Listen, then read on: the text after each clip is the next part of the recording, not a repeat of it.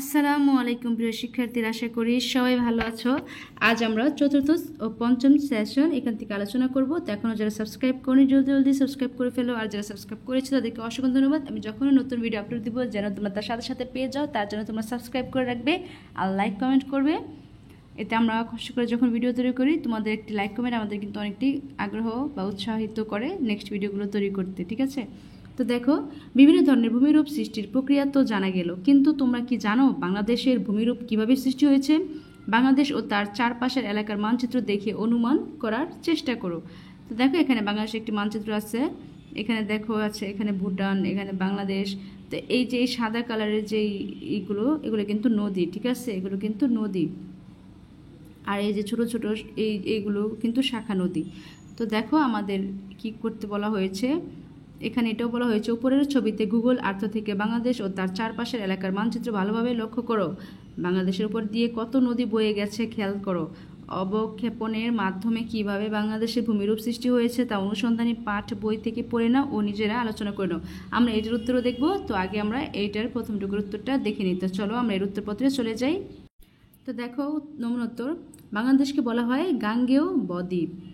নদীর মোহনায় দীর্ঘদিনের জমাট পলি ধারা সৃষ্ট প্রাকৃতিক ভূমিকে বদ্বীপ বলে। একটি নদী বয়ে গিয়ে যখন কোনো জলাধর, হ্রদ, সাগর কিংবা মহাসাগরে পড়ে তখন নদী মুখে পলি জমে যে প্রাকৃতিক ভূমি বা দ্বীপ সৃষ্টি হয়, এটাই বদ্বীপ। আমরা বাংলাদেশ ও তার চারপাশের এলাকায় মানচিত্র লক্ষ্য করলে দেখতে পাই আমাদের যে বাংলাদেশের তিনটি প্রধান নদী প্রবাহমান, সেটা হচ্ছে গঙ্গা, ব্রহ্মপুত্র ও মেঘনা।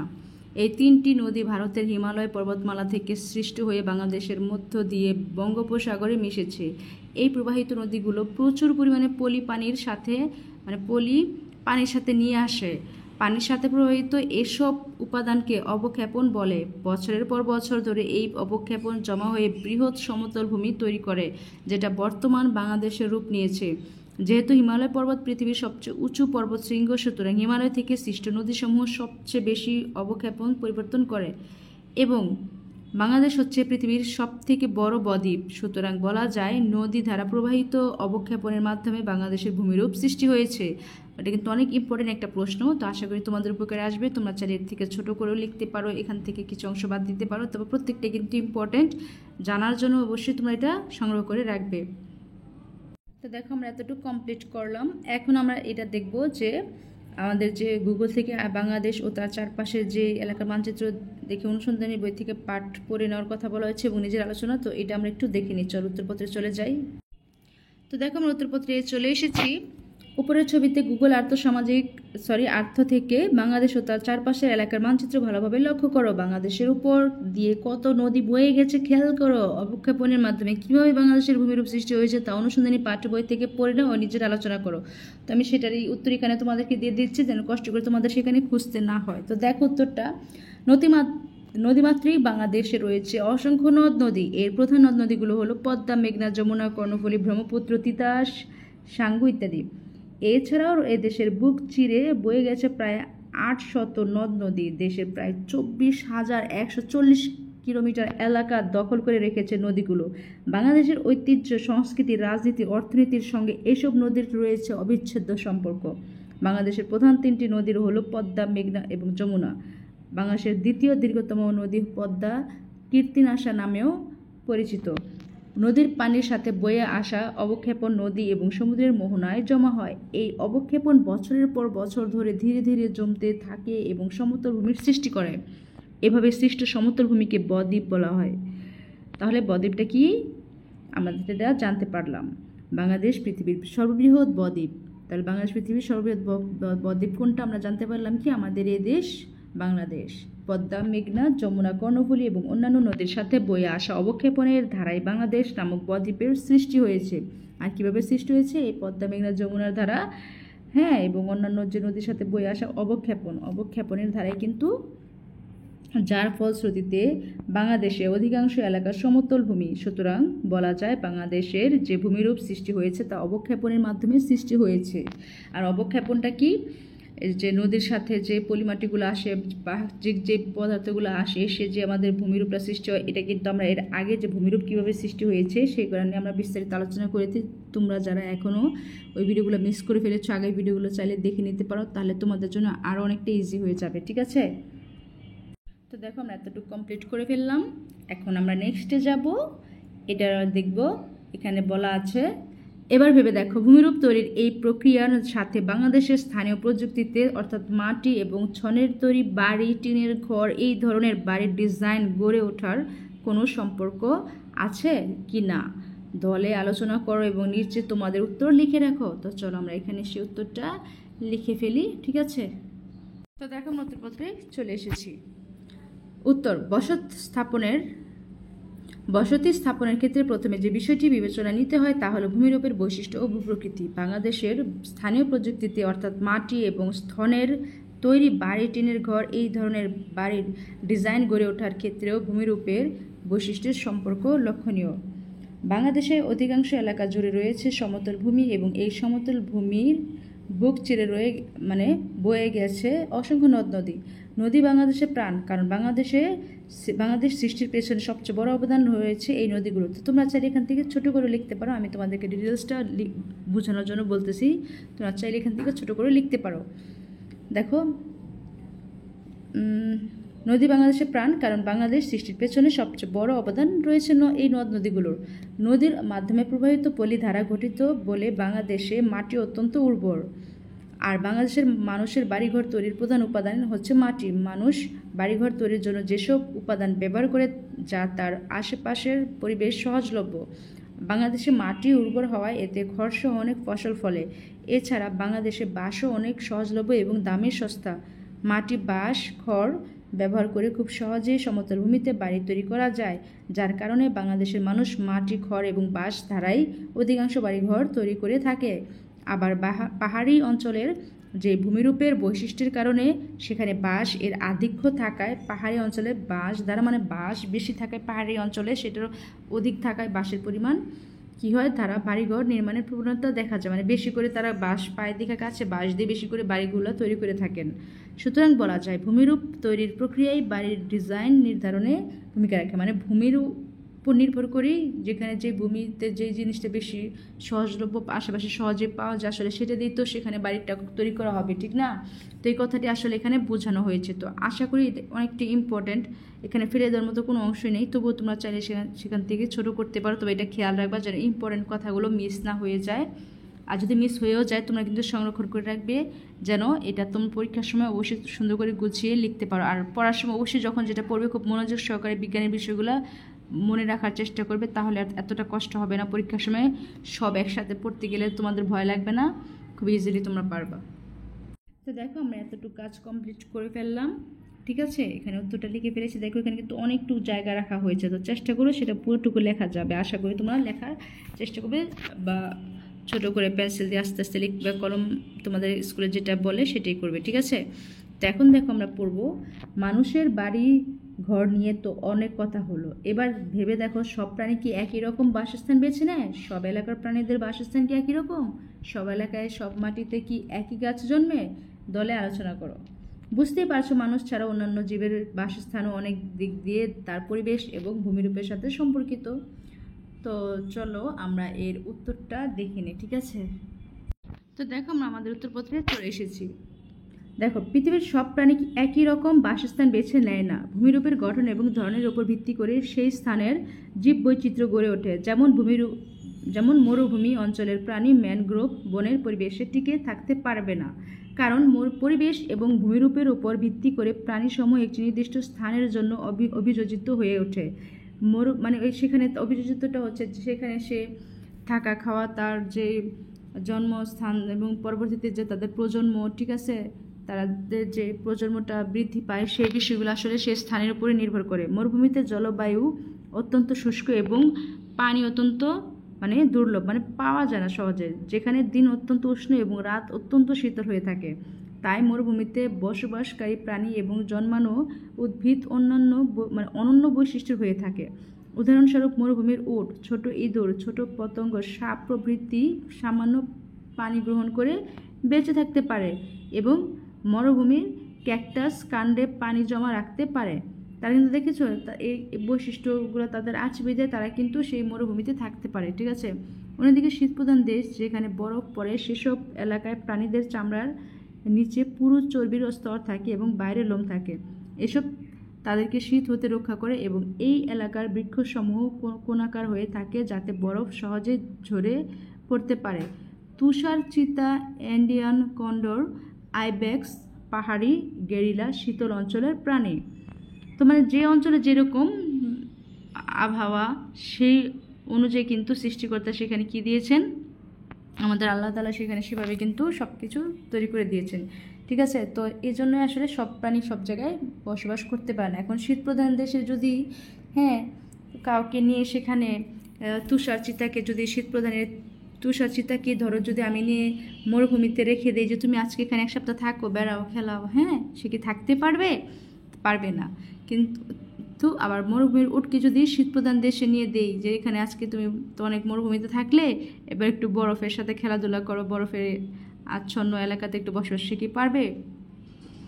যে যেখানে যেরকম থেকে অভ্যাস তো সেরকমই তার তো অবশ্যই সেখানে কষ্ট হবে থাকাটা, ঠিক না? সেই বিষয়টা আর কি এখানে বলা হয়েছে। তো দেখো উদ্ভিদের ক্ষেত্রে লক্ষ্য করা যায় নির্দিষ্ট মাটিতে নির্দিষ্ট ধরনের উদ্ভিদ ভালো জন্মে, ঠিক আছে। আসলে উদ্ভিদও কিন্তু মানে গাছ যে বৃক্ষরাজিরা কিন্তু যেখানে যার মাটির জন্য যেরকম মাটি দরকার সে কিন্তু সেখানে সেরকমই ভালো জন্মে, সে কথাটা এখানে বলা হয়েছে। সমতল ভূমির উর্বর মাটিতে যেসব উদ্ভিদ ভালো জন্মে সেগুলো লবণাক্ত বা মরুভূমির মাটিতে জন্মায় না।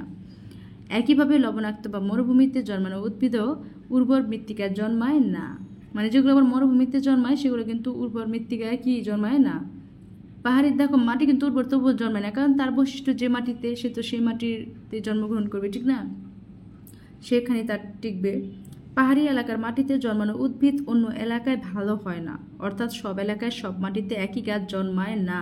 সুতরাং বলা যায় ভূমিরূপ ও জলবায়ুর উপর ভিত্তি করে বিভিন্ন এলাকার প্রাণী ও উদ্ভিদ জগতের বৈচিত্র্যতা দেখা যায়। তো আশা করি তোমরা বিষয়টা বুঝতে পেরেছো। এখানে যদি আমি ছোট করে কোনো কিছু দেখা যায় অনেক বড়, তোমরা দেখলে দৌড়ে দাও বড় বড় বলো, অনেকে কমেন্ট বক্স বলে এত বড় কেন আপু। আসলে আপিরা এইটা আমি তো বড় করি না, কারণ উত্তরটা তো আমাকে গুছিয়ে বলতে হবে, বোঝাতে হবে। এখানে তো আর তোমরা তো বড় হয়ে গেছো, ক্লাস 9ম শ্রেণীতে পড়ো তোমরা, ঠিক না?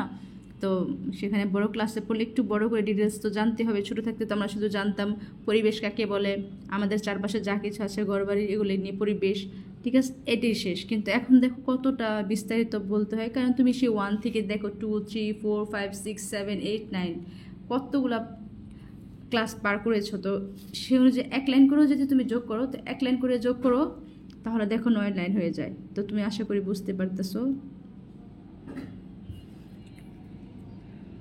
তো দেখো আমাদের এতটুকু কাজ আমরা কমপ্লিট করে ফেলেছি। এখন আমরা দেখব এখানে কি বলা আছে। এখানে বলা আছে দেখো, একটু আগে স্থানীয় প্রযুক্তি নিয়ে আলোচনা হচ্ছিল। প্রতিটি এলাকায় সেই এলাকার বৈশিষ্ট্য অনুযায়ী ঘরবাড়ি নির্মাণের বিশেষ প্রযুক্তি গড়ে ওঠে। বাংলাদেশের স্থানীয় প্রযুক্তি কি কি ভেবে দেখো, মানে কি কি আমাদের স্থানীয় প্রযুক্তিগুলো সেটা আমরা ভেবে দেখতে বলা হয়েছে। মাটি বা ছনের ঘর এই দেশের সুপ্রাচীন ঐতিহ্য। তোমাদের কারো মাটির ঘরে থাকার অভিজ্ঞতা আছে? আশা করি আসে সবার কম বেশি, আবার অনেকের নাও থাকতে পারে, স্বাভাবিক, কারণ এখন তো মাটির ঘর খুঁজে পাওয়াটাই অনেক কষ্ট। একমাত্র খুব গ্রামে দু একটা আছে, গ্রামগুলোতে আবার ঠিকই আছে। শহরাঞ্চলে তো জাদুর ঘরে গেলে মাটির ঘর পাওয়া যাবে। অবশ্য শহরাঞ্চলে মাটির ঘরের জন্য একটি জাদুঘর তৈরি করা হয়েছে, সেখানে মাটির ঘর কেউ দেখতে চাইলে সেখান থেকে দেখা যায়। থাকলে নিশ্চয় জানো মাটির ঘর তুলনামূলক ঠান্ডা, কিন্তু কখনো ভেবে দেখেছো কেন আবার শহরাঞ্চলে কাঁচে ঘেরা ঘর তুলনামূলক গরম কেন? আমার আছে অভিজ্ঞতা, কারণ আমাদের এলাকাতে এখনও দু একটা মাটির ঘর আছে। তো মাটির ঘরে কিন্তু প্রচুর গরম থাকলে, মাটির ঘরে ঢুকলে যদি কারেন্ট নাও থাকে, বিদ্যুৎ নাও থাকে, ফ্যান না চলে, তবু কিন্তু ঠান্ডা ফিল হয়। আর বাইরের যে নর্মাল বাতাস থাকে সে তাতেই কিন্তু চলে। আর শীতের সময় বাইরে যত শীত থাক না কেন মাটির ঘরে ঢুকলে মনে হয় যে আমাকে কেউ একদম হিট কোনো নর্মাল টেম্পারেচার যেটা মনে হয় ওরকম কোথাও নাতিশীতোষ্ণ এরকম একটা ঘরে আমি চলে আসলাম, যেখানে বেশি শীতও না গরমও না, এরকম একটা অবস্থা হয়ে যায়। মানে মাটির ঘরটা আসলে অনেক অন্যরকম একটা আরামের একটা স্থান। চলো আমরা এর উত্তরটা খুঁজে নিই। তো দেখো আমরা আমাদের উত্তরপত্রে চলে এসেছি। বাংলাদেশে ঘরবাড়ি নির্মাণের স্থানীয় প্রযুক্তি কি? উত্তর, বাংলাদেশে বাড়ি নির্মাণের উপকরণের মধ্যে মাটির ব্যবহার সর্বাপেক্ষা প্রাচীন এবং বহুল ব্যবহৃত। মাটির সাথে পাথরের ব্যবহারও কম পুরাতন নয়। গাছের ডালপালার পর ঘরবাড়ি নির্মাণে মাটি ও পাথর সর্বাপেক্ষা প্রাচীন উপকরণ। এরও অনেক পরে এসেছে পোড়ামাটির ব্যবহার। সাধারণত ঘর বাড়ি নির্মাণের তারতম্য ঘটে জলবায়ুর পরিবর্তনের বা ভিন্নতার কারণে। বৃষ্টিপ্রধান অঞ্চলে গাছড়ার ব্যবহার বেশি দেখা যায়। অপেক্ষাকৃত শুষ্ক অঞ্চলে মাটির ব্যবহার বেশি হয়ে থাকে, তবে স্থানীয়ভাবে পাওয়া পণ্যের একটি বিশেষ ভূমিকা থাকবেই। তো দেখো, টিন ও কাঠের তৈরি বাড়ি এটা, বাঁশ, মাটি ও টিনের তৈরি বাড়ি এটা, আর গোলপাতা ও বাঁশের তৈরি বাড়ি হচ্ছে যে এরকম করে ব্যবহার করা হয়ে থাকে। তারপর দেখো এখানে আছে বাঁশ ও ছন অথবা খড়ের তৈরি বাড়ি। দেখো এখানে বাঁশ দিয়ে করে একটু উঁচা করে তৈরি করা হয়েছে। দেন দেখো মাটি, বাঁশ ও ছন বা খড়ের তৈরি বাড়ি, যেখানে মাটি দেওয়া, তারপর বাঁশ দিয়ে দেখো তৈরি করা হয়েছে দরজা, তারপর বাঁশ দিয়ে বাঁশের উপরে ছন দেওয়া হয়েছে। ঠিক আছে, আর এটা হচ্ছে ডিরেক্টলি বাঁশ ও ছনের ঘর। ঠিক আছে, তো এ ছিল আমাদের ঘর। এখন আমরা দেখবো, এখানে দেখো তোমরা চাইলে এখান থেকে ছোটো করে লিখতে পারো, আমি একটু বিস্তারিত দেখিয়ে দিচ্ছি। চিত্র, বাংলাদেশের স্থানীয় প্রযুক্তিতে তৈরি বিভিন্ন বাড়িঘর। বাংলাদেশের বিপুল জনগোষ্ঠীর গ্রামবাসী। এখানকার গ্রাম প্রধানত বিক্ষিপ্ত এবং কোথাও ঘন সৈন্য বিশিষ্ট। তো দেখো, ঘরের চাল কোনা বিশিষ্ট, বৃষ্টির পানি দ্রুত নেমে যাবার সুবিধার জন্য চাল ঢালু করে তৈরি করা হয়ে থাকে। ঢেউ খেলানো টিন বা ছন দিয়ে ঘরের ছাদ আচ্ছাদিত করা হয়। ঘরের দেয়াল সাধারণত টিন, বাঁশের বেড়া বা মাটি দিয়ে তৈরি হয়ে থাকে। অবশ্য কাঠ ও ইটের বাড়ির সংখ্যাও কম নয়। বাঁশের বেড়া দিয়ে ঘরের প্রাচীর দেওয়া হয়। এছাড়া ছন, কাদা মেশানো ছন দিয়েও বাড়ি তৈরি করা হয়। সাধারণত ঘরের মেঝে মাটির তৈরি হয়ে থাকে। দরিদ্র জনগোষ্ঠী প্রধানত পাটখড়ি দিয়ে ঘরের বেড়া তৈরি করে থাকে। উপরে উল্লেখিত প্রযুক্তি হচ্ছে বাংলাদেশের বাড়ি নির্মাণের স্থানীয় প্রযুক্তি। তো আশা করি তোমাদের ভিডিওটি অবশ্যই কাজে লাগবে। অবশ্যই তোমরা লাইক কমেন্ট করতে ভুলবে না, সাবস্ক্রাইব তো করে রাখবে যেন নেক্সট ভিডিও আমি আপলোড দেওয়ার সাথে সাথে তোমরা তা পেয়ে যাও। দেখো, তোমাদের এই আশা করি প্রশ্নটি তোমাদের কাজে লাগবে। এখানে সুন্দর করে আমি বুঝিয়ে দিয়েছি যেন তোমাদের সমস্যা না হয়। তোমরা চাইলে এখান থেকে কিছু অংশ বাদ দিতে পারো, কিছু অ্যাড করতে পারো, কিন্তু প্রত্যেকটা কথাই কিন্তু ইম্পর্টেন্ট, সেটা ব্রেনে রেখো, ব্রেন থেকে কিন্তু বাদ দিও না।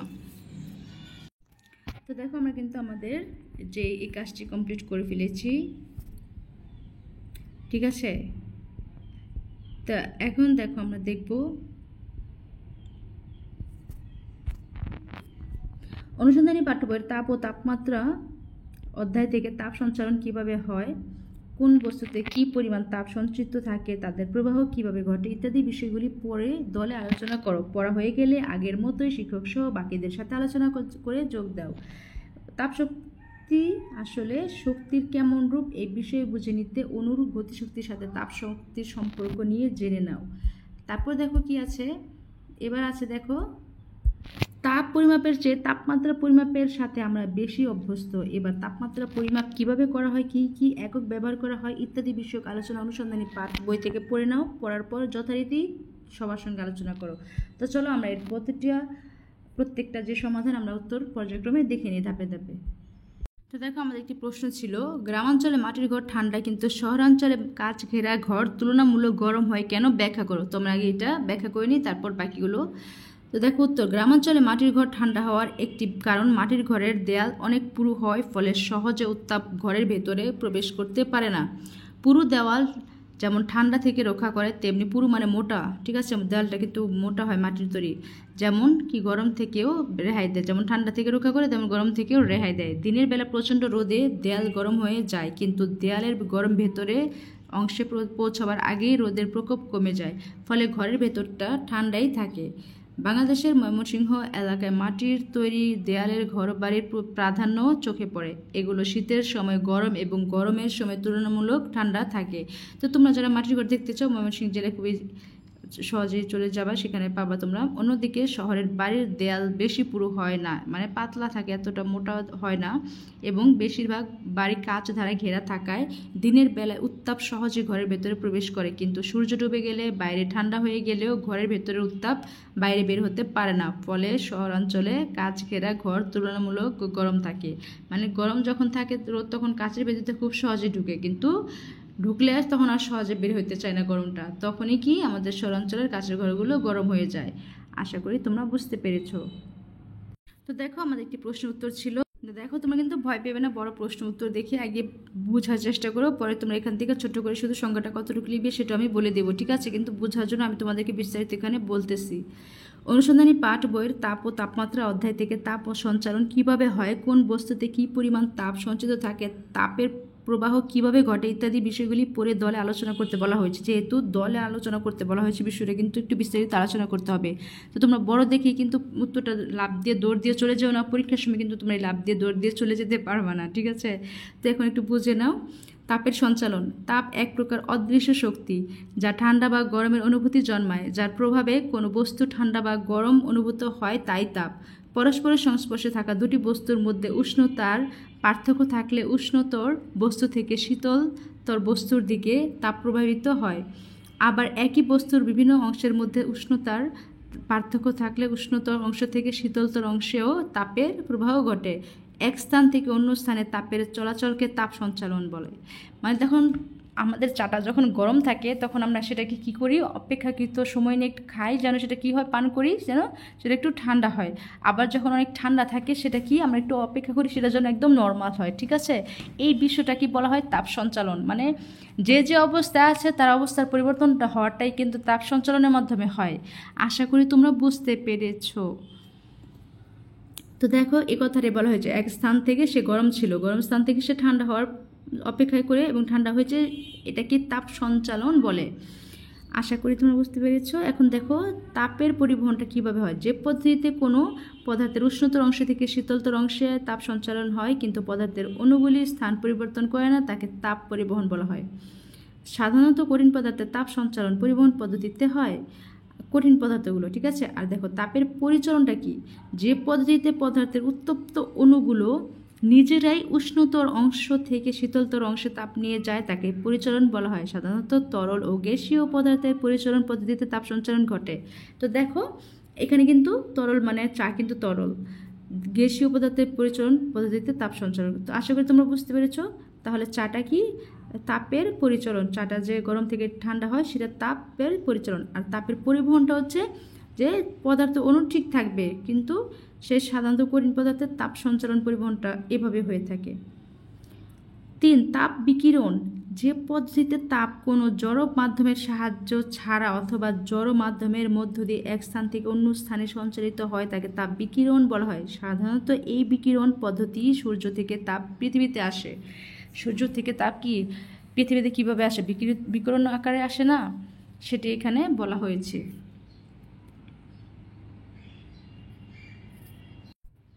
তো দেখো বস্তুতে সঞ্চিত তাপের পরিমাণ ও প্রবাহ, মানে সঞ্চিত যে তাপের পরিমাণ এবং প্রবাহটা কীভাবে হয়। কোনো বস্তুতে কী পরিমাণ তাপ সঞ্চিত থাকবে সেটা নির্ভর করে বস্তুটির তাপমাত্রা, তার ভর এবং তার আপেক্ষিক তাপের উপর। মানে কোন বস্তুতে কীরকম গরম বা সেই তাপটা থাকবে সেটা নির্ভর করে। যেমন চা কিন্তু খুব সহজেই ঠান্ডা হয়ে যায়। আমি উদাহরণ দিয়ে দিচ্ছি তোমাদের বোঝার জন্য।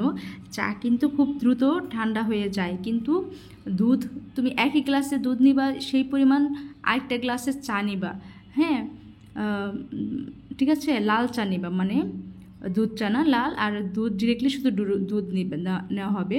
তো দেখবে একই সাথে যদি তুমি দুইটা পান করার চেষ্টা করো একটু পরপর, তো দেখবা যে দুধ কিন্তু সহজে সে ঠান্ডা হচ্ছে না, কিন্তু চা কিন্তু পর্যায়ক্রমে আস্তে আস্তে কিছুক্ষণ পর ঠান্ডা হয়ে যাচ্ছে, তুমি ইজিলি পান করতে পারছো।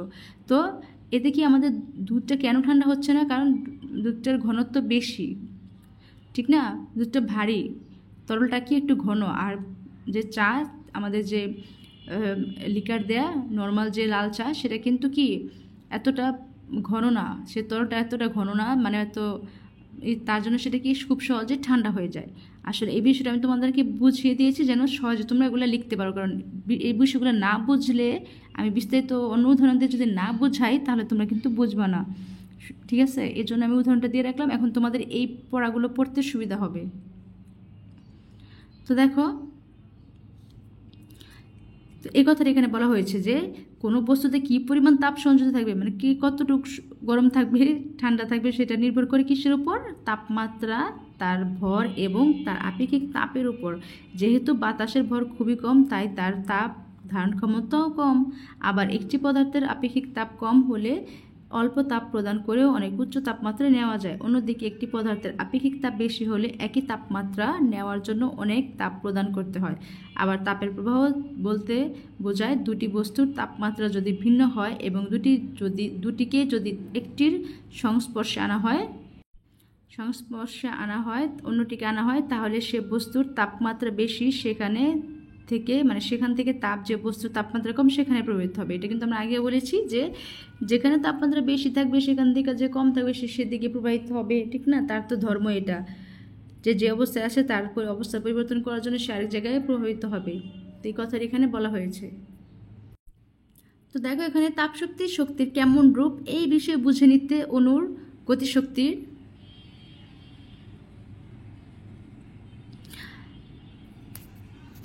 তো দেখো আমাদের তাপশক্তির যে কেমন রূপ সেটা এখন আমরা দেখব, ঠিক আছে?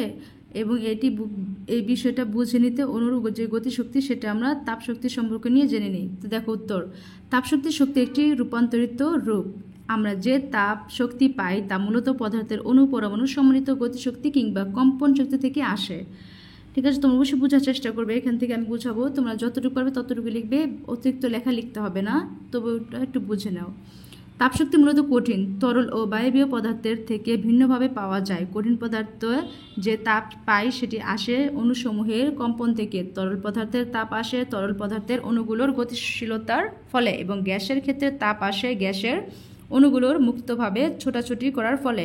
অণু গতিশক্তির সাথে তাপশক্তির সম্পর্ক রয়েছে। তাপ প্রয়োগের ফলে পদার্থের অণুসমূহের ছোটাছুটি বৃদ্ধি পায়। মানে আমরা যখন তরল পানিকে সেটাকে যখন তাপ প্রয়োগ করে সেটার ভিতরে যে অণুগুলো বা পানিটা কি চুপ থাকে না, সে কি দ্রুত কম্পন, পানির মধ্যে কিন্তু কম্পন সৃষ্টি হয়, তারা কিন্তু কি নড়াচড়া শুরু করে দেয় পানির প্রত্যেকটা অণুগুলো। তো ঠিক আছে, তো এই কথাটা এখানে বলা হয়েছে। তো ফলে অণুসমূহের সংঘর্ষের হার বেড়ে যায়, এই কারণে পদার্থের তাপমাত্রা বৃদ্ধি পায়। যখন পানিগুলো দেখো বাবলস উঠতে থাকে তখন কি বোঝা যায়, তখন আমরা কিন্তু বলি পানি ফুটতেছে, ঠিক না? কারণ পানি কিভাবে ফুটতেছে, তাপ প্রয়োগ করার ফলে তো পানির অণুগুলো কম্পনের সৃষ্টি হয়েছে, যার ফলে কি তাপমাত্রা বৃদ্ধি পাচ্ছে, আর সেটার প্রমাণ হচ্ছে সে কি ফুটতে শুরু করেছে। এই কথাটা এখানে বলা চল। ফুটতে শুরু করাটা মানে কি, পানি যখন প্রথমে বসে সেটা কিন্তু স্থির থাকে একদম চুপচাপ, পরে যখন তাপ দেওয়া হয় সে কিন্তু নড়াচড়া শুরু করে দেয় একদম। এই বিষয়টা এখানে বলা হয়েছে। তো আশা করি তোমরা বুঝতে পেরেছো। এখন আমরা দেখব, আমাদের একটি প্রশ্ন ছিল, তাপ পরিমাপের চেয়ে তাপমাত্রার পরিমাপের সাথে আমরা বেশি অভ্যস্ত। এবার তাপমাত্রার পরিমাপ কিভাবে করা হয়, কি একক ব্যবহার করা হয় ইত্যাদি বিষয়ক আলোচনা অনুসন্ধানী পাঠ বই থেকে পড়ে নাও। পড়ার পর যথারীতি সবার সঙ্গে আলোচনা করো। তো এটার উত্তরটা আমরা এখানে দেখে নেব এখন। তো দেখো এই উত্তরটা আমরা এখন সুন্দর মতো বুঝে নেব একটু কষ্ট করে। এটা কিন্তু অনেক মজার একটা পড়া, একটু বুঝে নিলেই হবে। নমুনা উত্তর, তাপ হচ্ছে শক্তির পরিমাণ এবং তাপমাত্রা হচ্ছে কোনো কিছু কতটুকু উত্তপ্ত কিংবা কতটুকু শীতল তার একটি পরিমাপ। তাহলে আমরা তাপ হচ্ছে কি শক্তির পরিমাপ, আর তাপমাত্রা হচ্ছে কোনো কিছু কতটুকু উত্তপ্ত কিংবা কতটুকু শীতল তার পরিমাপ, কতটুকু ঠান্ডা কতটুকু গরম সেটা। আর তাপমাত্রা পরিমাপ করার জন্য বিভিন্ন ধরনের একক ব্যবহার করা হয়, তবে তাপমাত্রার আন্তর্জাতিক একক হচ্ছে কেলভিন। কিন্তু তাপমাত্রা পরিমাপ করার জন্য আমরা সবচেয়ে বেশি ব্যবহার করে থাকি সেলসিয়াস একক। তবে জ্বর মাপার জন্য আমরা যে ফারেনহাইট একক ব্যবহার করে থাকি। দৈনন্দিন জীবনের প্রয়োজনে এই তিনটি তাপমাত্রা পরিমাপের একক সম্পর্কে আমাদের স্পষ্ট ধারণা থাকা প্রয়োজন। সেলসিয়াস এবং কেলভিন স্কেল তুলনা করলে সেলসিয়াস স্কেলের তাপমাত্রার সাথে 273.15 ডিগ্রি যোগ করা ছাড়া কেলভিন স্কেলে আর কোনো পার্থক্য নেই। অন্যদিকে ফারেনহাইট স্কেলে বরফের তাপমাত্রা 32 ডিগ্রি ফারেনহাইট এবং ফুটন্ত পানির তাপমাত্রা 212 ডিগ্রি ফারেনহাইট। সেলসিয়াস, কেলভিন এবং ফারেনহাইট এতটুকু ছিল, তোমরা বুঝতে পেরেছো। এবার দেখো সেলসিয়াস, কেলভিন এবং ফারেনহাইট স্কেলের মধ্যে গাণিতিক সম্পর্ক। এবার এর মধ্যে যে গাণিতিক সম্পর্কটা সেটা আমরা দেখে নিব। দেখো টি হচ্ছে এখানে তাপমাত্রা, সি হচ্ছে এখানে সেলসিয়াস, এখানে কি হচ্ছে কেলভিন, আর এফ হচ্ছে কিন্তু ফারেনহাইট, ঠিক আছে? তো স্কেলের মধ্যে গাণিতিক সম্পর্ক দেখো, টি সেলসিয়াস বাই 100 ইকুয়াল, দেখো T kelvin minus 273.15 divide 100 equal T F by 180। এটা কিন্তু একটা গাণিতিক সম্পর্ক বা সমীকরণ বলতে পারো বা সম্পর্ক বলতে পারো, ঠিক আছে? এই সেলসিয়াস, কেলভিন এবং ফারেনহাইট স্কেলের মধ্যে যে গাণিতিক সম্পর্কটা, ঠিক আছে, এইটাই হচ্ছে বা সমীকরণ। এটা একটা আমাদের সূত্র আকারে কাজ করবে, ঠিক আছে? এই গাণিতিক সম্পর্কের মাধ্যমে তিনটি স্কেলের মধ্যবর্তী সম্পর্ক জানা যায়। এটার মাধ্যমে কি জানা যায়, 3টি স্কেলের মধ্যবর্তী সম্পর্ক জানা যায়। তো আশা করি তোমরা বুঝতে পেরেছো, আমি তোমাদেরকে বোঝাতে পেরেছি কতটুকু জানি না। তো তোমরা অবশ্যই এগুলো একটু স্কিপ না করে ভিডিওটা পুরোটা দেখবে, তাহলে তোমরা এই অধ্যায়টা আশা করি তোমাদের কোনো সমস্যা থাকবে না তোমাদের বুঝতে, তখন তোমাদের জন্য অনেকটা ইজি হবে। একটু মনোযোগ দিয়ে একটু সময় যদি তোমরা ব্যয় করো, আমার ভিডিওটি যদি পুরোটা স্কিপ না করে দেখো, আশা করি তোমাদের অনেক অনেক উপকার হবে। দেখো সেই সাথে আমাদের এই কাজগুলো কিন্তু কমপ্লিট হয়ে গেছে। এই যে তাপশক্তির কেমন রূপ এটা আমরা আলোচনা করেছি, তারপরে যে আমরা একটু আগে সমীকরণগুলো আলোচনা করেছি সেটাও কিন্তু আমরা তাপ পরিমাপ কীভাবে করা হয় সেই সমীকরণ তারা একদম অনুসন্ধানী পাঠ বই থেকে বলা হয়েছে করতে। তো আমি তোমাদের উত্তরটা তোমাদের সামনে তুলে ধরেছি, তো আশা করি তোমরা বুঝতে পারবে বিস্তারিত। তো আমরা নেক্সট ক্লাসটি করবো 6ষ্ঠ সেশন থেকে। সবাইকে নেক্সট ক্লাসটি করার আমন্ত্রণ জানিয়ে আজ এখানে বিদায় নিচ্ছি। সবাই ভালো থেকো, সুস্থ থেকো, আল্লাহ হাফেজ।